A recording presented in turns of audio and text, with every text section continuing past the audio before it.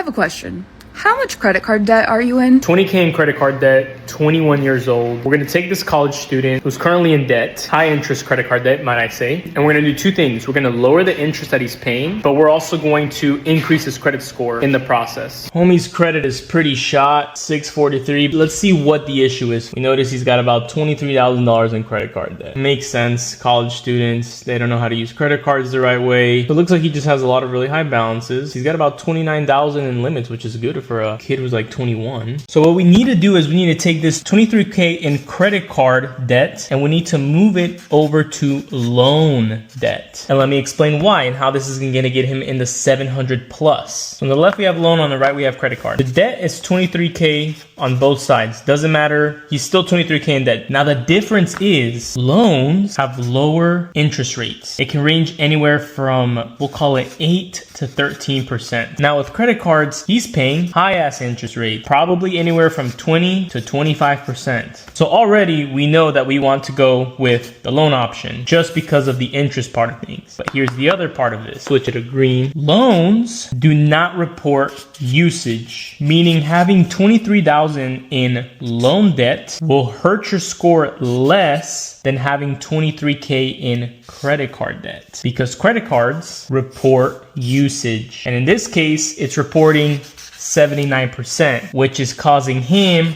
to be in the 600. So by simply moving all this debt over to the loan, now you're probably wondering, how is he gonna get a loan with a 643 credit score? Like, who's gonna approve him for a loan with this? Well, this is where we gotta get creative and get what's called a bridge loan. And basically all this is a very short-term loan. It could be a family member, it could be a friend, or it could be from a company, where we can pay off at least half of this 23,000. So basically we need about 10K that we can put towards this 23,000 so we can bring this usage down to at least 40%. And that will allow his score to go up at least in the lower 700s, so we can then get him approved for a full 23K loan that we're then going to use to pay off the bridge loan. So we're going to cancel out that first loan because this is a very short-term loan, and he's going to use this money from the loan approval to then pay off all of this credit card debt. And now he's only stuck with paying 23K of loan debt. I really hope I didn't just confuse you guys with all that. And after doing all this, I will show you what his score ends up being from doing this whole movement. He'll most likely be at around 740